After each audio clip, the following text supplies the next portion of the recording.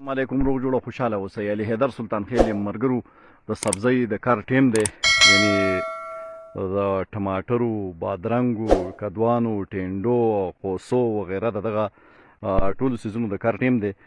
نو ما ساګونه ماګونه هم وکرل او دغه شان د بادرنګو د کدوانو زړې مې هم وکرلې.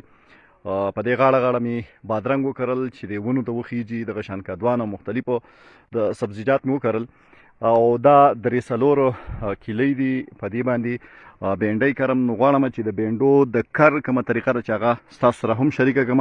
اکثر عموما زمونږ ملګري چې څومره دي نو هغه بینډۍ ورانې کړي، یعنی هغه هم داسې په پټي کې وشیندي او بیا به کې کشی وخي او داسې لکه وروستو پکې بیا کار کوي، نو هغه ډېر لاندې وځي، د دې وجې نه هغه نه راخیږي. نو د دې لپاره به داسې وکړي چې پټی به بالکل اوار کې، چې اوار دی که نو بیا به پکې داسې یو کیله راکاږي. دا به 6 انچو کې د یو بل نه لري دغه کیلې راکاږي، یعنی د یو کیلې نه د بلې پورې به 6 انچې فاصله ورکړي. په دې کې به بیا داسې د تخم واچوئ په ګوتو باندې، داسې 3 انچو کې 4 انچو کې به دغه تخم واچوئ. که دا ګڼ راوخیږي نو وروستو به ترې کم کې، که ډېر ګڼ نو بیا رنګې کېږي، خو چې لږ راوخیږي نو د هغې څه طریقه بیا نه کېږي. نو لږ به ګڼ وکرئ، 3 انچو 4 انچو کې به دانه وغورځئ. بیا به داسې په لاسو باندې ښه ښکلې طریقې سره اوار کړي، خو دا کیلې به جوره نه راکاږي چې دا د 1 انچې نه ښکته لا نړ شي، ولې چې بیا دا د دې سره ورستېږي او زرغونه نه کوي، لکه نه راخیږي. نو دا به د 1 انچې خوا او شا کې کاري. نو دغه د بینډو د کار طریقه ده. او د دې وخت چې څنګه ټول تخمونه داسې دي، که هغه کدو دی، ټینډه ده، بینډۍ ده، یا دغسې نور سبزیجات دي، نو دا به ډېر نه جوړئ، یعنی دا به لږ په سر باندې کرئ او په ښه وتره به یې کرئ، چې یعنې ځمکه ښه لمدی ښه وترئ.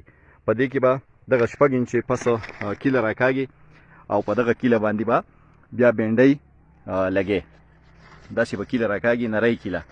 دا به ډېر نه جوړئ چې د 1 انچې نه زیات ښکته لاړ نه شي. نو غوښتل مې چې دغه د بینډو د کار طریقه ستاسو سره شریکه کړم. سبزیانې زیاتې داسې کرئ چې په غاړه باندې بادرنګ او کدوان او په منځونو کې نورې سبزۍ. نو ما په دې خوا دغه باندې مختلفو ساګونه کرل دي او دا پکې نوی یو ساګ راغلی دی، دا مې هم کرلی دی، دا ډېر ښایسته ساګ دی. نو که تاسو ته میلاو شه دا وکرئ، دا اوړي ژمي کې دواړو سیزنو کې کېږي. دغه شان د پنیرک ساګ مې هم وکرلو او کومه سره ټیپر چې هغه مې هم په دې کیلو 2 کې کرل دي. نو تاسو هم دا د سبزۍ د کار ټیم دی، سبزیانې وکرئ. دا تقریبا د مۍ نه مخکې خپلې سبزۍ په دې یخو علاقو کې چې کومه زموږ ملګري زمیندار دي، د مۍ د میاشتې نه مخکې خپلې سبزیانې وکرئ. د ویډیو د کتلو لپاره ډېره مننه، خو زما دا پیج لایک کړئ او د ملګرو سره شریک کړئ او شیر یې کړئ. ډېره زیاته مننه.